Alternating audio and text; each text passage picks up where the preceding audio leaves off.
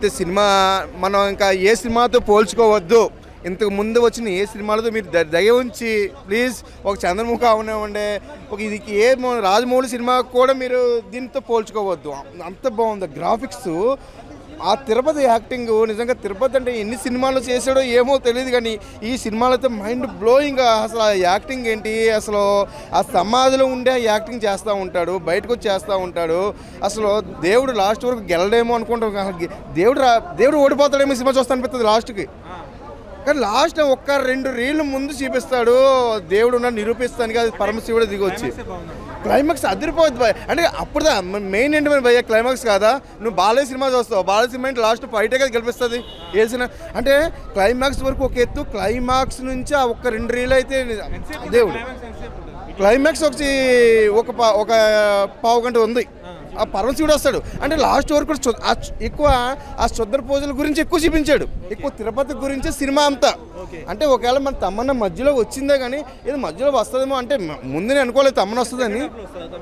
అంటే ఒక ఇంటర్వెల్ ఉందన్న ఒక 2 రోజుల ముందు వస్తుంది, ఇంటర్వెల్ అవుతుంది అనగా 2 రోజుల ముందు ఒక అంటే వచ్చిన వెంటనే ఏదైనా చేస్తుందేమో అనుకుంటాం, కానీ తను కూడా ఏం చేయలేదు సినిమాలో. తను కూడా ఓడిపోయినట్టే, లాస్ట్ వరకు ఓడిపోయింది. ఇదేంటో దేవుని కూడా ఓడించేస్తున్నాడు ఏంటి సినిమాని. నేను తలెత్తి గోక్కున్నా దేవుని కూడా కానీ లాస్ట్ ఒక 2 అంటే దేవుని గెలిపించాలని మరి నిజంగా తీసారేమో, కానీ ఆ దేవుడు పరమశివుడు వచ్చాక అనిపిస్తుంది మనకి, ఓహో దేవుడు అంటే నిజంగా అది పవరు. అంటే మనలో ఉన్న శక్తి క్షీణించిపోవద్దు, మీలో ఆ పరమశివుడు ఉన్నాడు. ఇన్ని వేల కోట్ల సార్లు ఆ ఓం నమ శివాయ అనుకుంటే ఏదైనా సాధ్యమే. మీరు ఈ జన్మలో కదా, వెనక జన్మలో చేసిన పుణ్యం కూడా మీకు ఈ జన్మలో కాపాడుదని సినిమా ఓదల్ 2 అయితే నిరూపించింది భయ్య. మూవీ చాలా బాగుందన్న, నిజంగా చాలా డిఫరెంట్గా ఉంది. అంటే ఓదల మూవీ చూసినప్పుడు నేను ఏమనుకున్నా అంటే మూవీ మామూలు ఇలాగనే ఉంటుంది కదా, ఓదల్ 2 అంత మించి ఏముంటుంది, మామూలుగా ఏముంటుందా అనుకున్నా, కానీ నెక్స్ట్ లెవెల్ భయ్యా. ఎవ్వరూ ఎక్స్పెక్ట్ చేయరు. ఆ సినిమా చూసినంతసేపు కూడా స్టార్టింగ్ నుంచి ఎండింగ్ వరకు మాత్రం క్రేజీగా అనిపించింది. అసలు ఫస్ట్ హాఫ్ కోసం మాత్రం తమన్నా ఇంటర్వెల్ బిఫోర్ ఒక 10 మినిట్స్ ముందు వస్తుంది, ఆ ఇంట్రడక్షన్ కానీ అలాగే మన తిరుపతి గారి యాక్టింగ్ మాత్రం వేరే లెవెల్ భయ్యా. నిజంగా థ్రిల్లింగ్ కాదు భయ్యా, నిజంగా ఫస్ట్ హాఫ్ చూస్తే అరాచకం భయ్యా. నేను అనుకున్నా ఏంటబ్బా ఇది అసలు ఏం చేస్తుండు, ఇది ఏం జరుగుతుంది, అంటే ఒక డిస్టర్బ్ అయిపోయిన మైండ్ కూడా. నిజంగా ఆ సినిమా చూస్తుంటే స్టార్టింగ్ నుంచి నాకు ఇంటర్వెల్ అసలు క్లైమాక్స్ లెక్క చూపించారు భయ్య, ఇంటర్వెల్ క్లైమాక్స్ లెక్క ఉంది. అలాగే నిజంగా తమన్నా గారి క్యారెక్టర్ వైజ్గా వస్తే మాత్రం నెక్స్ట్ లెవెల్ భయ్య. అంటే తమన్నాను చూసి చాలామంది ఒక గ్లామర్గా మాత్రం చూశారు, కానీ నిజంగా అశోక్ గారు డైరెక్టర్ ఇరగదీసావు. మామూలు వేయలే తమన్నా గారిని అసలు గ్లామర్ అనే పదం పక్కకు పెట్టి ఒక ఆర్టిస్ట్గా ఒక అద్భుతమైన క్యారెక్టర్ వైజ్గా తనని మాత్రం డిజైన్ చేయడం అయితే వేరే అన్నా. నువ్వు అసలు ఓదల్ 2 అనే మూవీ అసలు నువ్వు ఎక్స్పెక్ట్ చేయవు. సినిమా థియేటర్కి వెళ్ళినప్పుడు ఇలా ఉంటుందని నువ్వు ఎక్స్పెక్ట్ చేయవు. నిజంగా ఆ విజువల్స్ కానీ ఆ గ్రాఫిక్స్ కానీ నాకు అక్కడక్కడ ఫ్లేవర్ ఎలా అనిపించింది అంటే అరుంధతి సినిమా ఫ్లేవర్ ఉంది కదా, అరుంధతి సినిమాలో పశుపతి మన సోను సూద్ కాక ఎంత అరాచకం అంతకు మించి ఉంది ఇలా అరాచకం. తిరుపతి గారు అన్న సినిమా డైలాగ్ చెప్పుకోనికి మనం ఏమన్నా అద్దా, సినిమా ఎలా ఉంది అనేది మనకు ముఖ్యం. అసలు ఆ సినిమాలో చూస్తుంటే విజువలైజేషన్స్ కానీ బ్యాక్గ్రౌండ్ మ్యూజిక్ కానీ వేరే లెవెల్ అనిపించింది. మూవీ బాగుందండి, నాకు బాగా నచ్చింది సినిమా. అంటే ఫస్ట్ హాఫ్ పక్కన పెట్టేస్తే ఫస్ట్ హాఫ్లో నాకు అంతేం అనిపించలేదు, ఎందుకంటే హర్రర్ ఫీల్ తీసుకొద్దాం అనుకున్నారు కానీ భయం అయితే ఎక్కడా కలగల, హర్రర్ థాట్ కూడా రాలేదు ఎక్కడ.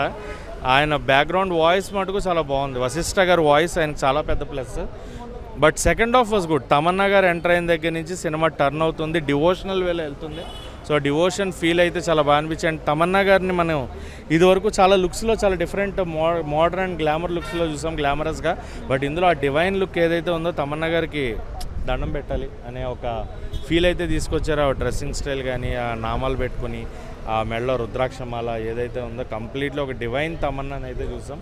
అండ్ వశిష్ఠ గారి పెర్ఫార్మెన్స్, తమన్నా గారి పెర్ఫార్మెన్స్ సినిమాకి బిగ్గెస్ట్ ప్లస్.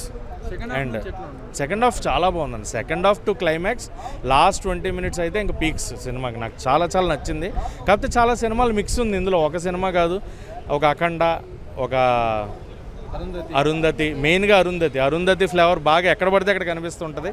అండ్ అలాగే అందులో షాయిజీ షిండే గారి క్యారెక్టర్ లాగే మురళీ శర్మ గారి క్యారెక్టర్ని కూడా ఇందులో తీసుకొచ్చారు. అంటే వాళ్ళు ఏం పాయింట్ అనుకున్నారు అనేది నాకు అనిపించిన పాయింట్ ఏంటి అంటే హిందూదే కాదు, ముస్లింలు, క్రిస్టియన్లు ఎవరైనా కూడా వాళ్ళ ప్రార్థనలతోటి ఏకంగా ఏకమత్వంతో అందరూ కలిసి వచ్చి ప్రార్థన చేస్తే చెడుని అంతం చేయవచ్చు అనే పాయింట్ వాళ్ళు చెప్పాలి అనుకున్నది చాలా క్లియర్గా.